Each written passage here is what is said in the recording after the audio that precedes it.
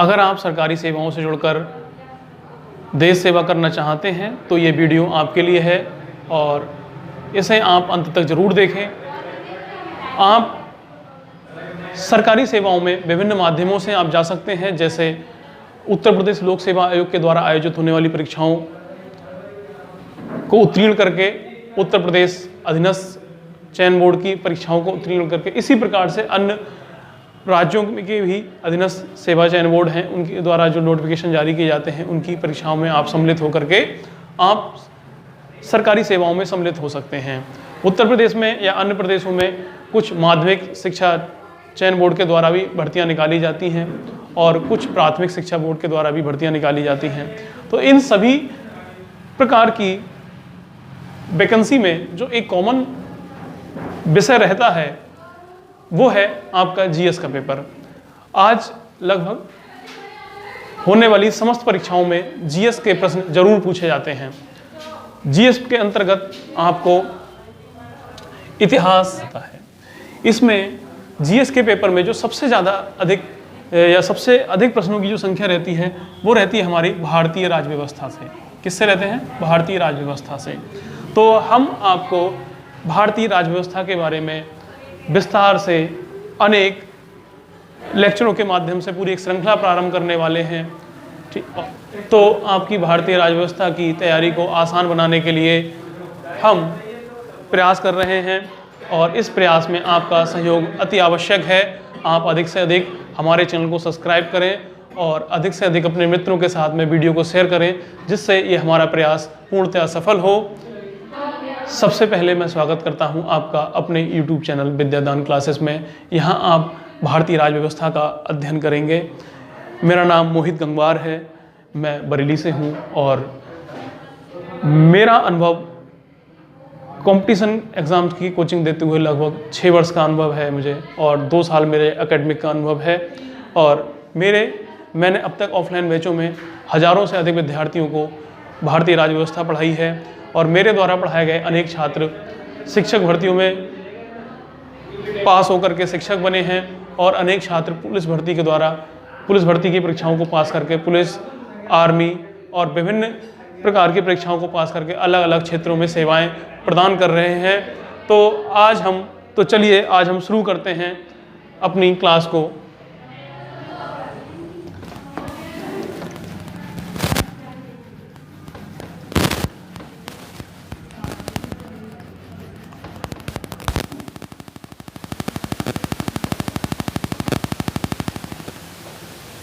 सबसे पहले भारतीय राज्य व्यवस्था। भारतीय राज्य व्यवस्था,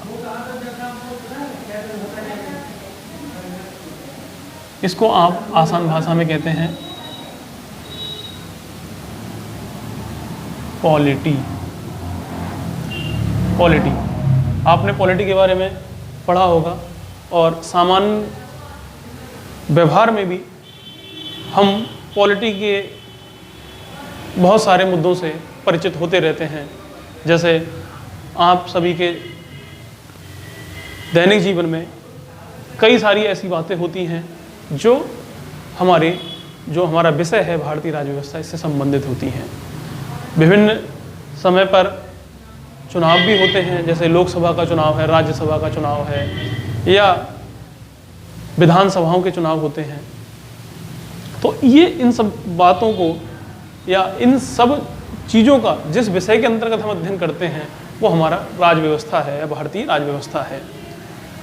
तो भारतीय राज्य व्यवस्था में जो भारतीय राज्य व्यवस्था जो विषय है, तो भारतीय राज्य व्यवस्था में क्या है? भारतीय राज्य व्यवस्था की जो सबसे प्राथमिक इकाई है वो क्या है? राज्य है। क्या है? राज्य। भारतीय राज्य व्यवस्था की सबसे प्राथमिक इकाई होता है राज्य। ठीक, तो राज्य क्या है ना? तो राज्य, जैसे आजकल के संदर्भ में हम देखा होगा, हम राज्य शब्द का प्रयोग विभिन्न प्रांतों के लिए कर लेते हैं। जैसे हमारा उत्तर प्रदेश, हम कहते हैं उत्तर प्रदेश हमारा राज्य है, उत्तर प्रदेश है, तमिलनाडु है, उत्तराखंड है, इन सब के संदर्भ में आज हम राज्य शब्द का प्रयोग करते हैं। किंतु इसका वास्तविक अर्थ किसी प्रांत से ना होकर एक समाज की राजनीतिक संरचना से होता है। राज्य जो है वो एक अमूर्त अवधारणा है। ठीक, राज्य को हम देख नहीं सकते। उदाहरण के लिए जैसे हम देख सकते हैं भारतीय संसद, भारतीय न्यायपालिका, राज्यों की कार्यपालिका और इन्हीं में सम्मिलित जो हमारी ब्यूरोक्रेसी है, उस सब की पूरी मिला जुला कर के जो संरचना है उसी को हम राज्य कहते हैं। अब देखो राज्य की एक परिभाषा एक राजनीतिक विद्वान हुए हैं जिनका नाम है गार्नर। उन्होंने बड़ी सुंदर परिभाषा दी है।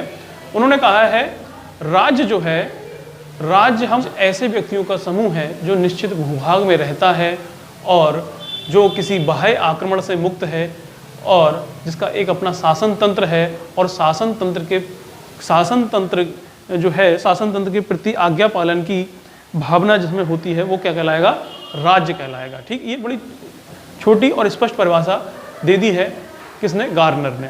इसके अंतर्गत जो राज्य के 4 आवश्यक तत्व हैं वो चारों ही तत्व इसमें समाहित हो जाते हैं। तो हम देखेंगे राज्य के तत्व कौन कौन से हैं, है ना, जिनके बिना राज्य का निर्माण नहीं हो सकता। ठीक, तो राज्य के 4 आवश्यक तत्व कौन से हैं? डालेंगे राज्य के तत्व, देखेंगे निश्चित भूभाग,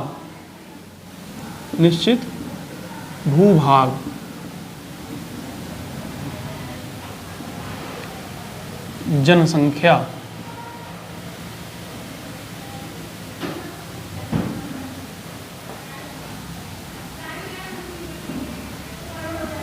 सरकार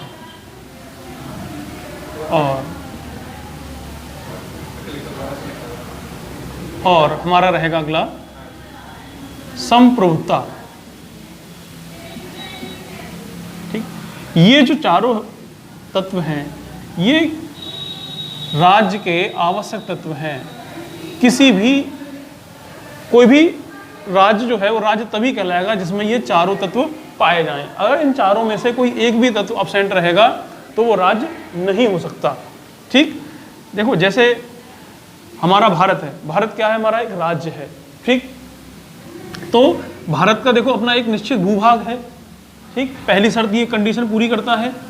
भारत की अपनी एक जनसंख्या भी है। ठीक, और भारत की एक सरकार भी है ना। और संप्रभुता का मतलब है ये अपने आंतरिक और बाह्य किसी भी प्रकार का नियंत्रण स्वीकार नहीं करता। मतलब ये जो कोई भी देश है उसके ऊपर ना तो किसी बाह्य शक्ति का दबाव है ना ही किसी आंतरिक शक्ति का दबाव है। ठीक, ये अपने निर्णय करने में स्वतंत्र है, इसलिए उसको बोला जाता है संप्रभुता। तो भारत के पास भी ये है, संप्रभुता है। ठीक, तो भारत क्या हो गया? भारत एक राज्य हो जाएगा हमारा, है ना, भारत राज्य है।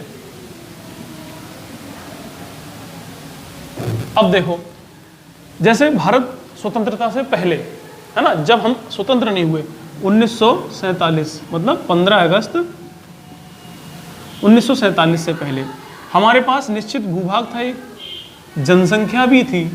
ठीक, सरकार थी, लेकिन सरकार किसकी थी? हमारी तो नहीं थी, ब्रिटिश सरकार शासन कर रही थी हमारे ऊपर। ठीक, और ना ही हमारे पास में संप्रभुता थी। तो इसलिए हम आज़ादी से पहले भारत को राज्य की संज्ञा के या राज्य की संज्ञा नहीं दे सकते थे। ठीक, तो ये हमने समझ लिया राज्य के 4 आवश्यक तत्व होते हैं। कौन कौन से? निश्चित भूभाग, जनसंख्या, सरकार और संप्रभुता। ठीक, अब देखिए, अब प्रश्न आता है, या आपने एक अपशब्द सुना होगा संविधान, है ना, किसको सुना होगा? संविधान को। तो संविधान के विषय में भी हम चर्चा करेंगे आगे, लेकिन उससे पहले हम देख लेते हैं सरकार। ठीक है, तो जिस प्रकार से राज्य के 3 जैसे राज्य के 4 तत्व होते हैं उसी प्रकार से सरकार के भी 3 अंग होते हैं। किसके? सरकार के 3 अंग होते हैं। कौन कौन से? देखो सरकार के 3 अंगों के बारे में चर्चा कर रहे हैं यहाँ पर। व्यवस्थापिका, कार्यपालिका और न्यायपालिका। ये तीनों क्या हैं? ये तीनों ही सरकार के 3 आवश्यक अंग हैं। अब देखें, अब हम बात करते हैं संविधान के विषय में। ठीक है, ये नोट कर लीजिएगा आप पहले, या इसका स्क्रीनशॉट ले लीजिएगा। ठीक, और उम्मीद करता हूँ ले लिया होगा आपने स्क्रीनशॉट इसका। अब देखिए आगे संविधान। देखिए, अब हम संविधान के बारे में बात करेंगे। किसके बारे में बात करेंगे? संविधान के बारे में। ठीक है, तो देखो, एक हमारे बड़े राजनीति शास्त्री हुए हैं जिनका नाम है अरस्तू। अरस्तू ने बड़ी सरल और स्पष्ट परिभाषा दी है। उन्होंने कहा, संविधान उस जीवन पद्धति का प्रतीक है जो राज्य अपने लिए अपनाता है। ठीक, या कह सकते हो राज्य के द्वारा अपने लिए अपनाई जाती है। ठीक, ये छोटी सी परिभाषा दी है अरस्तू ने। ठीक, तो अरस्तू की परिभाषा हो गई। और वैसे अगर हम सिंपल भाषा में बात करें तो हम कह सकते हैं कि अगर वैसे हमसे कोई पूछे कि संविधान क्या है, तो हम कहेंगे देखो, किसी देश का संविधान उसकी राजनीतिक व्यवस्था का वह सांचा ढांचा प्रस्तुत करता है जिसके द्वारा उसकी जनता को शासित किया जाता है। मतलब सीधे से देखो क्या है, एक संविधान है। संविधान में क्या है? संविधान जो मतलब बता रहा है, वो बता रहा है मतलब कोई देश है ना, देश से मतलब कोई राज्य है। ठीक, देश से मतलब यहाँ पर कह सकते हैं राज्य। ठीक है, अगर कोई राज्य है तो उसमें जो रहने वाली जनसंख्या है ना, उसको किस प्रकार से शासित किया जाए। ठीक, तो उसको शासित करने के जो नियम या जो कानून होते हैं वो किस में समाहित होते हैं? संविधान में। ठीक, और आगे क्या कहते हैं? देखो, संविधान की परिभाषा में इसी में आगे वो कहता है कि वह व्यवस्थापिका, कार्यपालिका और न्यायपालिका जैसे अंगों की स्थापना करता है ना। इन सब अंगों की स्थापना किसके द्वारा होती है? संविधान के अंतर्गत होती है, संविधान के द्वारा होती है। और इनके कर्तव्यों की व्याख्या करता है और इनके अधिकारों का सीमांकन करता है। ठीक, और इनके बीच पारस्परिक तथा जनता के साथ संबंधों का विनियमन करता है। वो क्या कहलाता है? जो इतना सारे कार्य करता है वो क्या कहलाएगा? संविधान कहलाएगा। ठीक, तो यहां पर ये बात आपको समझ में आ गई कि संविधान किसे कहते हैं। ठीक है, तो संविधान देखो, आप लोगों के जो से जो प्रश्न पूछा जाएगा वो डिस्क्रिप्टिव में नहीं पूछा जाएगा। तो आपसे कभी भी ये नहीं लिखवाएगा कि संविधान की आप परिभाषा लिख करके बताएं। ठीक, ये मैं आपको सिर्फ समझाने के लिए बता रहा हूं कि संविधान आखिर है क्या। अरे आप एक तरीके से ये भी समझ सकते हैं, जैसे एक शरीर है, एक हम मानव है। ठीक है, तो मानव के, या मतलब ऐसा समझ लीजिए कोई मनुष्य है अगर, तो उस मनुष्य के जीवन जीने का एक तरीका होता है, उसकी एक शैली होती है। ठीक, तो इसी प्रकार से कोई राज्य है तो उसके राज्य के कार्य करने का एक तरीका या एक शैली होगी, और उस शैली को जो डिस्क्राइब करे या उसकी जो व्याख्या करे या उसके जो जीवन जीने के तरीकों का जो नियम कानून बनाए गए हैं उनका जो संग्रह जिसमें हो, वो क्या कहलाएगा? संविधान कहलाएगा। ठीक, और संविधान प्रत्येक राज्य के लिए आवश्यक है, चाहे वो अच्छा राज्य हो चाहे बुरा राज्य हो। ठीक है, चाहे उसमें लोकतंत्र हो चाहे राजतंत्र हो। ठीक, प्रत्येक राज्य का अपना कार्य करने का एक तरीका होता है। ठीक, तो उसी को हम संविधान कहते हैं। अब देखो, हम संविधान के बारे में देखेंगे तो यहाँ पर हम अध्ययन कर रहे हैं भारतीय राज्य व्यवस्था का। जब हम भारतीय राज्य व्यवस्था का अध्ययन कर रहे हैं तो हम यहाँ पर अध्ययन भी भारतीय संविधान का ही करेंगे। किसका करेंगे? भारतीय संविधान का। ठीक, भारतीय संविधान का हम अध्ययन करेंगे। तो हम यहाँ पर देखेंगे कि जो हमने देखो संविधान क्या है, संविधान किसे कहते हैं, ये हम पढ़ चुके हैं। अभी हमने इसको डिस्क्राइब कर दिया बहुत अच्छे से। अब देखेंगे अब भारत में संविधान कब बना, कैसे बना, इन सब चीज़ों पे हम विशेष चर्चा करेंगे। ठीक, तो देखेंगे भारत जो है, हमारा भारत जो देश था, ये हमारा अंग्रेजों का गुलाम रहा। ठीक, और अंग्रेजों के गुलाम रहने से पहले यहाँ पर राजतंत्र था, मुगलों का शासन था। मुगलों से पहले दिल्ली सल्तनत का शासन था, है ना, और उससे पहले भी अन्य शासन हुए, राजपूतों के और बहुत सारे शासन हुए। ठीक, तो इस समय तक हमारे यहाँ पर क्या था? कोई भी लिखित संविधान नहीं था। हमने अपना लिखित संविधान कब बनाया?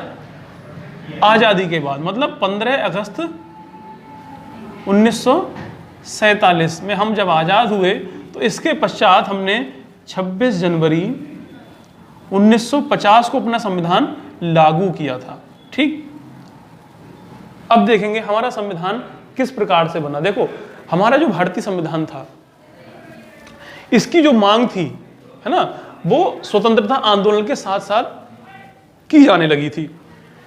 तो भारतीय संविधान सभा की मांग हम 1895 ईस्वी में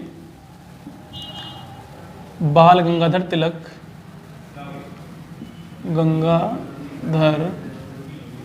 तिलक के स्वराज विधेयक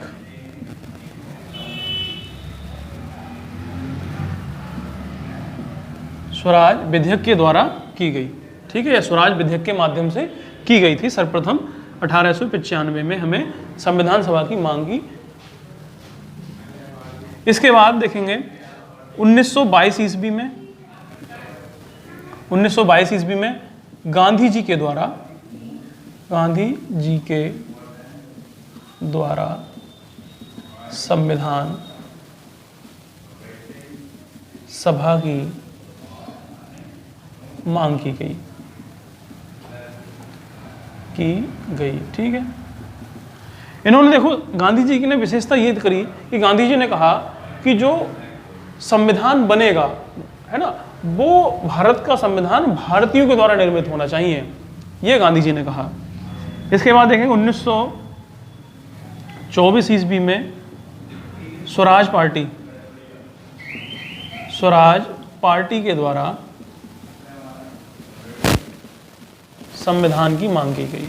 ठीक है, तो अगर प्रश्न आता है कि किस पार्टी के द्वारा सबसे पहले की गई, तो हो जाएगा स्वराज पार्टी। इसके पश्चात देखेंगे 1934 ईस्वी में सर्वप्रथम M.N. रॉय के द्वारा औपचारिक रूप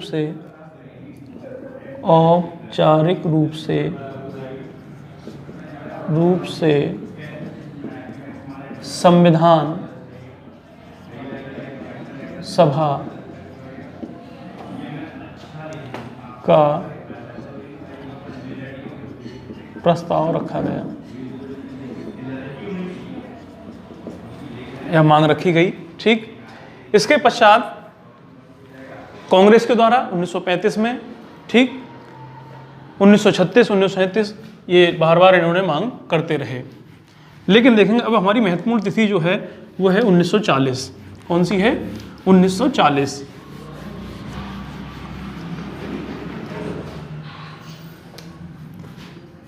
1940 ईस्वी में जो अगस्त प्रस्ताव आया, कौन सा था? अगस्त प्रस्ताव। इसमें भारतीयों की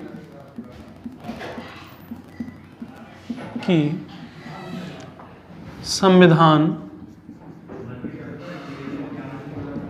सभा की मांग को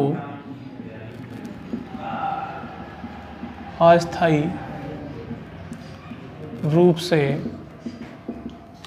स्वीकार किया गया।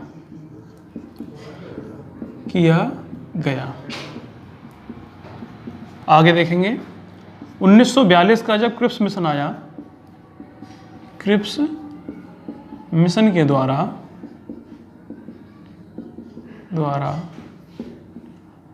भारतीयों की संविधान सभा की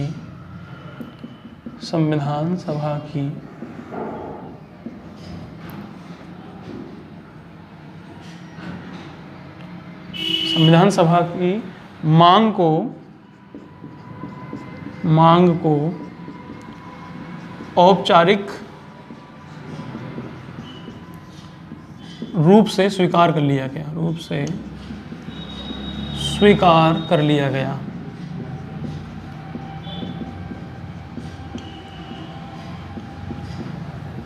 ठीक है, और इसके पश्चात जब यहाँ पर औपचारिक रूप से स्वीकार कर लिया गया, और इसके पश्चात जो हमारा अगला आगे देखेंगे 1946 का कैबिनेट मिशन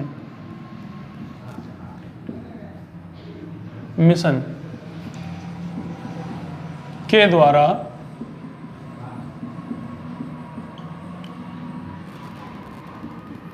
भारतीय संविधान का निर्माण हुआ। भारतीय संविधान सभा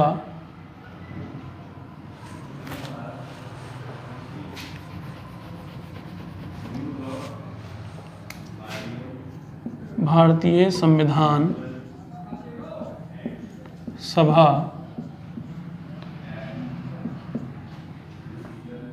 का गठन और संविधान का निर्माण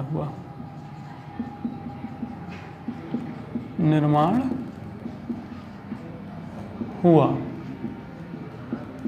ठीक है, देख लेंगे अब हम। देखिए, हमारा जो भारतीय संविधान है उसका हमने बता दिया कि सबसे पहले मांग जो भारतीय संविधान सभा की मांग की गई थी वो हमें स्वराज विधेयक जो बाल गंगाधर तिलक के द्वारा 1895 में लाया गया, उसमें हमें सबसे पहले संविधान सभा की झलक देखने को मिलती है, मतलब उसकी मांग की। इसके बाद गांधी जी ने 1922 में ये मांग उठाई थी। उसके बाद स्वराज पार्टी के द्वारा मांग उठाई गई, और उसके पश्चात जो औपचारिक रूप से जो मांग संविधान सभा की रखी वो रखी है एम एन रॉय ने 1934 ईस्वी में। ठीक, और 1940 का जो अगस्त प्रस्ताव आता है उसमें हमारी संविधान सभा के निर्माण की मांग को अस्थायी रूप से स्वीकार कर लिया जाता है। और उसके बाद 1942 ईस्वी का जो क्रिप्स मिशन है उसमें हमारी संविधान सभा की मांग को औपचारिक रूप से स्वीकारोक्ति मिल जाती है, और हमारा जो संविधान का निर्माण हुआ है वो 1946 के कैबिनेट मिशन योजना के अंतर्गत हुआ है। तो अब हम अगले लेक्चर में देखेंगे, या अगले लेक्चर में हम अध्ययन करेंगे, जो करेंगे वो होगा संविधान सभा, है ना, या संविधान का निर्माण किस प्रकार हुआ। ठीक, formation of the Indian constitution, वो हम अगले लेक्चर में कवर करेंगे। और आप अपना प्यार हमारे साथ ऐसे ही बनाए रखिएगा, और अधिक से अधिक चैनल को सब्सक्राइब करें, जिससे जितने जल्दी 1000 सब्सक्राइबर पूरे होंगे उतनी जल्दी मैं लाइव आकर के आपकी क्लास ले सकूँगा। और मेरा प्रयास ये है, मैं आपको बेहतर ढंग से बिल्कुल प्रारंभ से अंत तक पॉलिटी को कराऊँ, और आपका सहयोग बना रहेगा तो मुझे आशा है कि मैं अपने प्रयास में ज़रूर सफल होऊंगा। धन्यवाद, नमस्कार।